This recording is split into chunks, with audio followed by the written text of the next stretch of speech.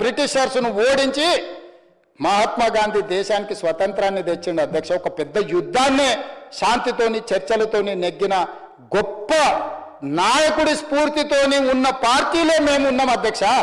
ఆ స్ఫూర్తితోనే ఇవాళ కేంద్ర ప్రభుత్వంతో పక్క రాష్ట్రంతో చర్చల ద్వారా ఈ సమస్యను పరిష్కరించుకోవాలని మాట్లాడి ఈరోజు అధికారుల స్థాయిలో, మంత్రుల స్థాయిలో, ముఖ్యమంత్రి స్థాయిలో, కేంద్ర ప్రభుత్వం స్థాయిలో వివిధ హోదాలలో ఈరోజు చర్చల కోసం కమిటీలు వేసుకొని ముందుకెళ్తున్నాం అధ్యక్ష. అధ్యక్ష, ఒక్క మాట చెప్పదలుచుకున్నా అధ్యక్ష.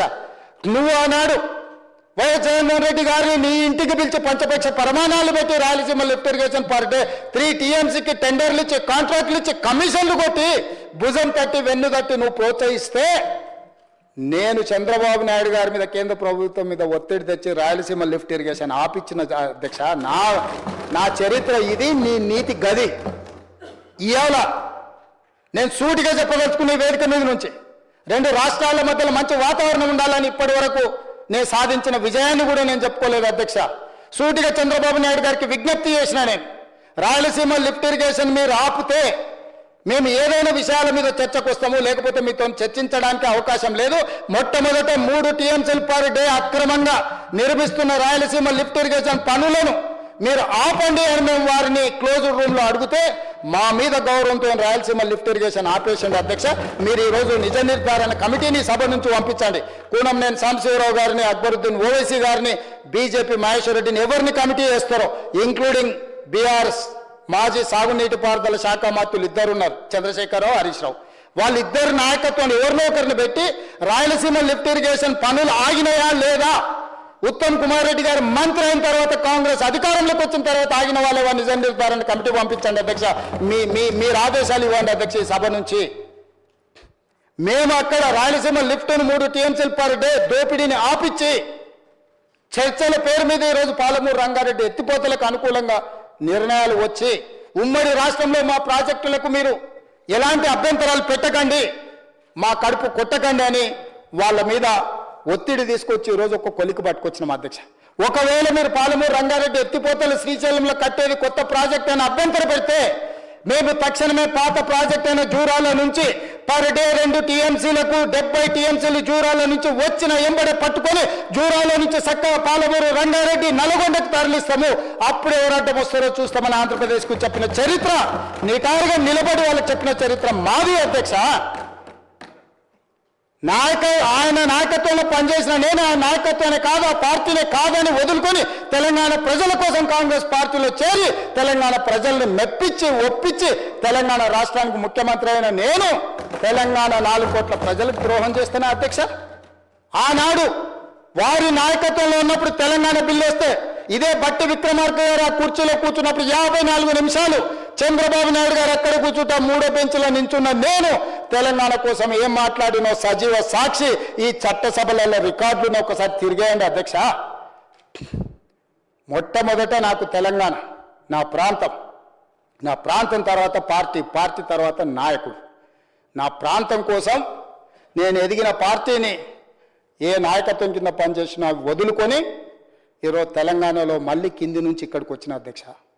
ఎవరైనా అన్నం తినేవాడు, ఎవరైనా తెలంగాణ చీము రక్తం ఉన్నవాడు తెలంగాణ ప్రజలకు ద్రోహం చేసి ఈ ప్రాంత తాగునీరుని, సాగునీరుని ఆంధ్రాకు తాకట్టు పెడతాడా అధ్యక్ష? నాలాకటి వాడు పెడతాడా అధ్యక్ష? 20 ఏళ్ళ నుంచి మీరు అందరూ నన్ను చూస్తారు, మీరైతే 30 ఏళ్ళ నుంచి చూసిండ్రు. విషయం వచ్చినప్పుడు నేను మనుషుల పట్ల మర్యాదగా ఉంటా, వ్యక్తులను గౌరవిస్తా, సమాజంలో మర్యాదగా బ్రతకాలి అనుకుంటా. కానీ హక్కులకు భంగం కలిగితే ఎవరి మీదైనా తిరగబడతా అధ్యక్ష. ఈరోజు తెలంగాణ నీటి హక్కుల కోసం నిలబడి కొట్లాడి వ్యూహాత్మకంగా ఎత్తుగడలతో తెలంగాణకు నీళ్లు సాధించాలి, ప్రాజెక్టులు పూర్తి చేయాలి, ఈ తెలంగాణ సస్యశ్యామలం చేయాలి. పాలమూరు బిడ్డ నల్లబల్ల అడవుల నుంచి వచ్చి ఆ ప్రాంతానికి రేపు చచ్చిన రోజు, ఆ మట్టిలో కలిసే రోజు ఏం సమాధానం చెప్పాలన్న ఆలోచనతోటి ఈరోజు పాలమూరు రంగారెడ్డి ఎత్తిపోతల ప్రాజెక్టును పూర్తి చేయడానికి నేను కంకణం కట్టుకొని బయలుదేరితే తాడు బొంగరం లేని ప్రతి వాడు ఈరోజు ఏదో ఒకటి మాట్లాడతాడు. సభ పెడతానంట బట్టలు ఊడదీస్తారంట. నువ్వు రాలేదు కాదు, నేను వస్తా ఊడదీసి చూతురా. మాట్లాడేటప్పుడు ఒళ్ళు దగ్గర పెట్టుకొని మాట్లాడమని చెప్పుండ్రు అధ్యక్ష. మీరు నాకు మాటలు రాక కాదు, మర్యాద, సంస్కారము, సభ్యత అడ్డం వచ్చి నేను మాట్లాడట్లేదు అధ్యక్ష. ఇవన్నీ మాట్లాడితే వస్తే లెక్క బరాబర్ చెప్పేటోని అధ్యక్ష. ఈరోజు ఈ వేదిక మీద నుంచి స్పష్టంగా తెలంగాణ ప్రజలకు నా చిత్తశుద్ధి పట్ల నమ్మకం విశ్వాసం ఉన్నది. చచ్చిన తెలంగాణ కోసం చేస్తాం, పోరాడిన తెలంగాణ కోసం పోరాడతాం, ఈ మట్టిలోనే కలుస్తాం, ఈ ప్రజల కోసమే పని చేస్తాం. ఇది మా అందరి కమిట్మెంట్ అధ్యక్ష, నా ఒక్కరిది కాదు, వీళ్ళందరికీ నాయకుడిగా.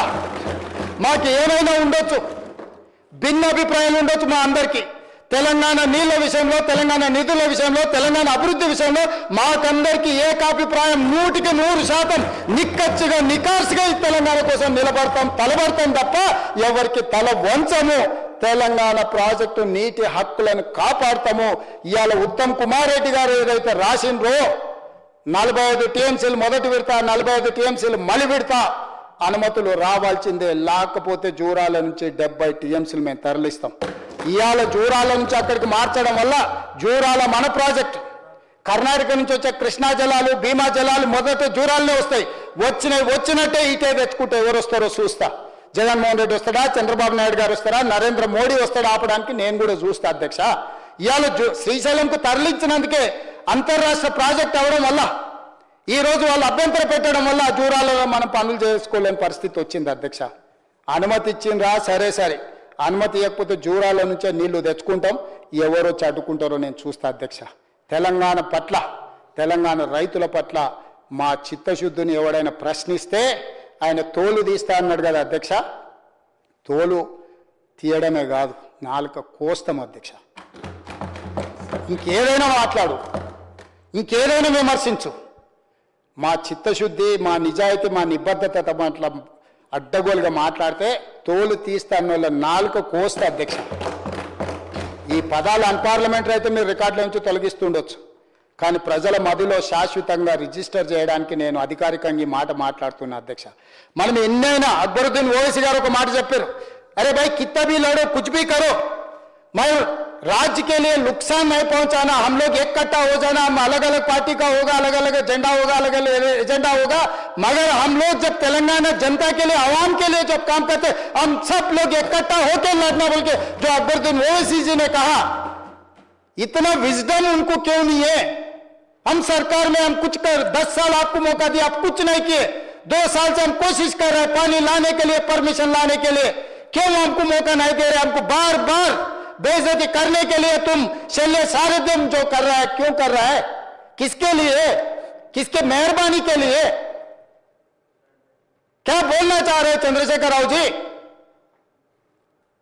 आप तो क्या होने वाले, कैसे होने वाले पता नहीं है। 2 बड़वे को यहां भेज दिए, बड़वों को कौन संभालना?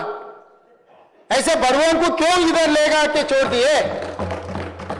समझाओ उन लोगों को, सिखाओ कुछ उन लोगों को।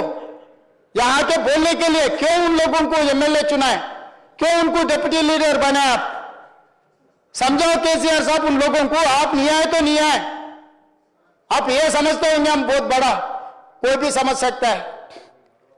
मैं 30 को मारता हूं, 35 को मारता हूं, कोई भी समझ सकता है, मगर मैदान में आए तो पता लगता ना।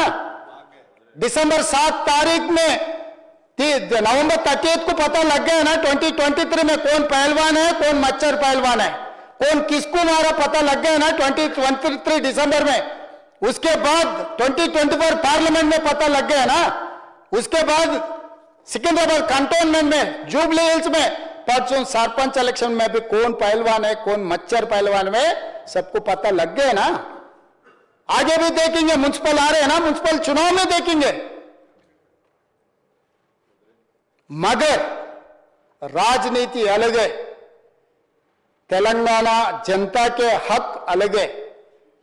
वो पानी का हो, पैसे का हो, जीने का हक हो, हम लोग सब इकट्ठा होकर हम लोग आगे जाना है। इसीलिए आज हम लोग उत्तम कुमार रेड्डी जी कुछ रेजोल्यूशन बनाने वाले, मूव करने वाले, इसमें हम लोग सब एक होकर